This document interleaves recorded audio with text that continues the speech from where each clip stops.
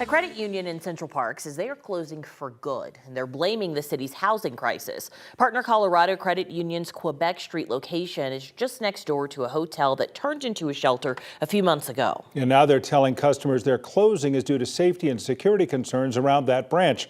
Our Jaleesa Irizarry found they're not the only business in the area that are facing these issues. Inside this Central Park liquor store, 1750. Business as usual is tough to describe. Stealing every day, confrontations is like once a week. Sergio Calderon works here. He says the nearby shelter brings in a lot of crime. They have to hire 2 more people in order to just keep watch, basically. There's always something happening. A similar sentiment is forcing another Central Park business to shut down. Partner Colorado Credit Union says the opening of a neighboring shelter has led them to close their doors. Earlier this month, 2 people were killed inside that shelter on Quebec Street. Denver police say they've received 446 911 calls to this location since November 1st of last year.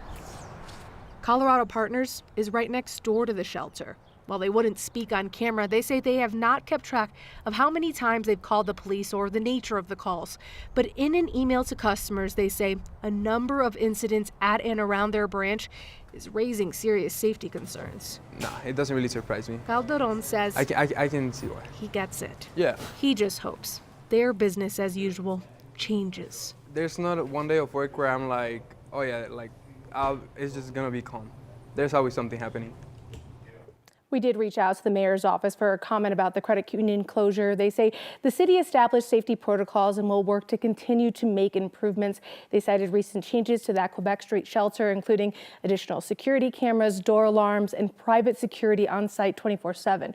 The credit union says they did not reach out to the city about their concerns prior to announcing the closure.